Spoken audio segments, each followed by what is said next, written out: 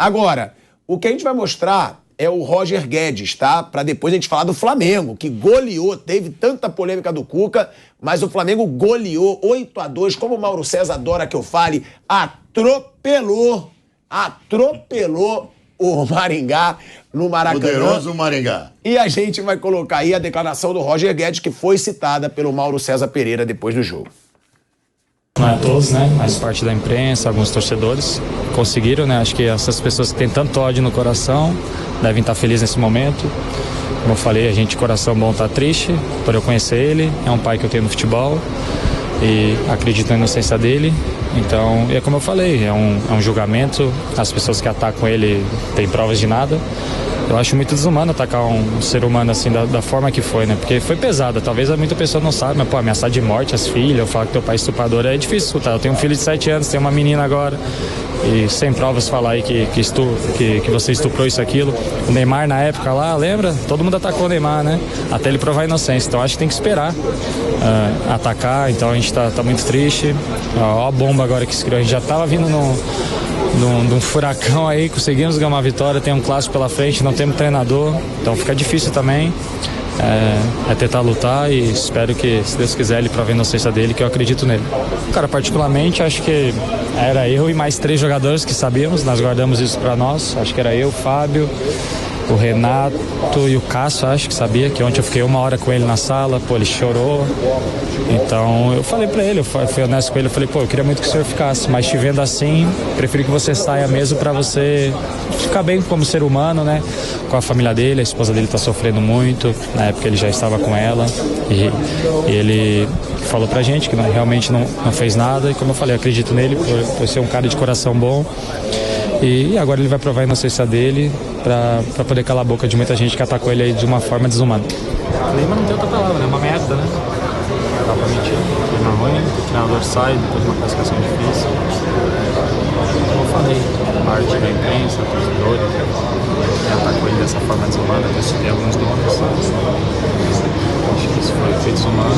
Essas pessoas que têm tanto ódio no coração de atacar sem ter provas, acho que estão felizes nesse momento, né? Espero que eles provem inocência, essas pessoas paguem também por isso. Olha aí, ó, Mauro, você falou sobre essa declaração e ele diz, né, pra calar parte da imprensa e da torcida que atacou ele de forma desumana, provando a sua inocência. Então, eu não tinha visto, tá, essa declaração do Roger Guedes. Se eu tivesse visto, eu ia ter falado, inclusive naquela hora que eu falei. Mas parece que foi isso que os jogadores pensaram, né, quando eles foram abraçar. Que o Cuca deve ter falado pra eles a versão dele. Ó, eu sou inocente. Os jogadores podem ter acreditado na versão do Cuca, pelo que disse o Roger Guedes. E ele fala da situação do Neymar, que também não tem nada a ver, né? Que nesse caso o Cuca foi condenado. Mas você queria falar sobre a declaração, a gente colocou aí, Mauro. Eu tô vendo também aqui aspas dele, que acho que um outro trecho da entrevista que ele fala da Ana Thaís Matos, né, da TV Globo, do Grupo Globo. Ele falou o nome? É, tá, eu tô vendo aqui, aspas dele, tá aqui, né, no Twitter. Não tô vendo o vídeo, tô vendo aspas. Eu citei a Ana Thaís porque ela é uma das pessoas que atacou muito o Cuca. Ela tem provas para falar dele? Não tem provas para falar dele. Então, ela quer julgar o quê? Peraí, não. Eu imagino que a Ana Thaís esteja falando com base numa condenação do Tribunal Suíço. O jogador pode ouvir o Cuca, mas também pode ler notícias na internet, também pode se informar. Ele não precisa se limitar a ouvir a versão do treinador. Ele pode se informar mais a respeito do que aconteceu. É simples assim. Então, sim, é assustador. Como é que em 2023 também o jogador publicamente se apresenta como um alienado, que isso é uma alienação. Ele ouviu o Cuca, ele não se entendeu sobre o assunto. Mas ele, apesar disso, se propõe a dar uma entrevista falando a respeito. E citar uma jornalista, supondo que ela... É demais, isso é... Por isso que eu falo, é um abraço da vergonha aquilo lá. Nossa. Vamp, você não fala muito sobre esses assuntos. Você quer falar alguma coisa? Não, cara, assim, eu vejo todo mundo falando assim, outros tempos. Eu me vejo assim, eu como ex-atleta, do próprio Corinthians, aí eu tenho uma folga, e saiu o Ricon, Ricardinho e Marcelinho. Aí veio uma criança de 13 anos e leva pro hotel. Isso pode ser agora, pode ser 1970, 1920, e se houve mesmo o estupro, meu irmão, não tem época não. Eu tenho 2 filhas. Quer dizer, o cara chega aqui agora, vamos supor que seja tudo verdade. Eu não estou dizendo que lá foi condenado, ele vai abrir de novo o processo para tentar se defender. Aí o cara vem aqui, pega uma irmã minha ou um parente meu e volta para o Paraguai. 37 anos depois, a gente fica aqui sofrendo, e quem foi é outro mundo. Para mim não existe esse negócio de outro mundo, não. Se for comprovado mesmo, já foi julgado, tá lá, vai reabrir o processo. Tomara que reabra e que prove tudo, que o Cuca é um cara que eu joguei contra, já caí no exame antidoping com o Cuca. Quando eu falo que é exame antidoping, porque ele jogava no Juventude ou no Fluminense, a gente já ficou fazendo exame, porque é sorteado 2 de cada time, conheço bem, não faz poucos dias aí, até, não tem 2 semanas, 3 semanas, que eu recebi até uma mensagem da filha dele, ó, Vamp, obrigado aí pelas palavras que você colocou no meu pai. Antes de vir pro Corinthians, que quando a gente tava falando negócio de treinadores pra seleção, falei, se não for estrangeiro, tem 2 nomes pra mim, Cuca e Dorival, no Brasil. A filha dele me mandou uma mensagem. Todo mundo falou isso. Vamp, obrigado aí pelas palavras que você proferiu no programa aí. Meu pai, agora, em relação ao estupro, Thiago, pra mim não tem esse negócio não de 1920 era outro tempo. É percussão, não, percussão. Estupro é estupro, irmão. Estupro é estupro. E se você fosse o Corinthians, iria querer a permanência ou a saída do Cuca? Velho, se eu fosse o Corinthians como treinador, aí que tem os bastidores. Como treinador, ninguém tá falando que o Cuca... É, lógico. Aí é outra pegada. Como treinador, quem não queria o Cuca como treinador do seu clube? Aí já tá... Mas hoje, com essa situação... Não tem, é insuportável, não tem como. Você não ia querer? Não tem como. Porque ele não ia atrapalhar em paz. Ele mesmo coloca isso na coletiva, ó. Isso estava atrapalhando... Você vê que eu coloquei aqui, eu vou te falar, o próprio Alessandro me mandou mensagem, velho, você...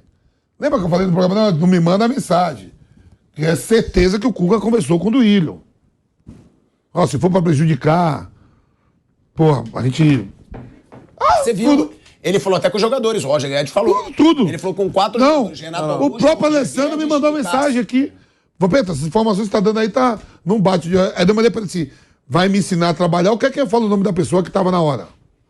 Quem mandou a mensagem, o Alessandro? Ó, o que você tá falando aí não procede não. Quer que eu dê o nome das pessoas ou quer que eu conte como foi que o Cuca foi contratado? É pior, hein? Tem isso? As ligações que foram feitas. Mas agora você tem que contar, meu Pedro. Não, agora já foi. Não, vou lá. Você acha que aqui, tudo que se sabe se fala a verdade? Se tiver guerra, eu corto o dedo pra não dar tiro em ninguém. Faz bem.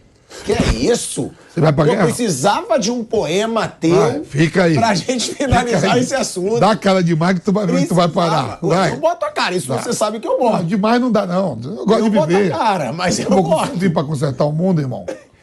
Eu faço parte do mundo. O Flamengo, Mauro César Pereira. Deixa eu falar só uma coisinha rápida. Claro. Só para encerrar esse assunto da minha parte, eu acho que, inclusive, todos os jornalistas que hoje estão indignados com essa situação e se portando de forma incisiva com relação à participação do Cuca, eu já fiz isso ontem e acho que todos deveriam fazer uma reflexão, olhar no espelho e pensar quantas vezes eu entrevistei o Cuca.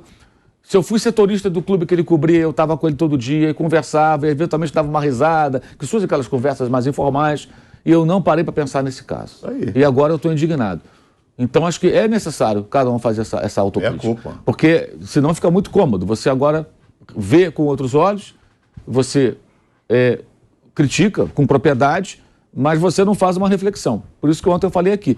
Eu acho que eu, como praticamente toda a imprensa, nós fomos muito mal, péssimos durante esses quase 40 anos, porque esse assunto só voltou agora a partir de uma manifestação de parte da torcida do Corinthians. E também é bom deixar claro, parte da torcida do Corinthians. A outra parte, que é o Cuca, quer que o time vença, ganhou do Remo nos pênaltis, que se dane o resto. E os jogadores menos ainda, por isso é o abraço da vergonha. E tem até que me mandam tudo aqui, né? As pessoas sabem... Tem até, como você disse, um apresentador grande lá da emissora onde ele trabalhou, uma postagem que recuperaram, né, de 2018, colocando, gente, Cuca é tão pureza, sou fã desse cara, que chegou agora aqui no estúdio, trazendo sandubas e refris pra galera guerreira, da técnica, os câmeras e etc. Pessoal que ele conheceu outro dia, a galera pirou.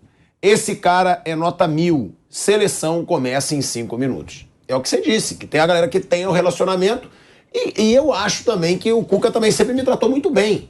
E aí, mas aí, eu prefiro esperar, né? O Cuca não, por isso que eu acho que é uma coisa muito pessoal, cada um deve fazer uma análise e falar, cara, eu agora estou indignado, estou aqui na rede social, estou no microfone, estou espinafrando, mas eu tive contato com o cara. E o cara pode achar ele uma boa pessoa, claro. Que tem nada a ver o que está acontecendo agora, o trato pessoal, com o episódio de 1987.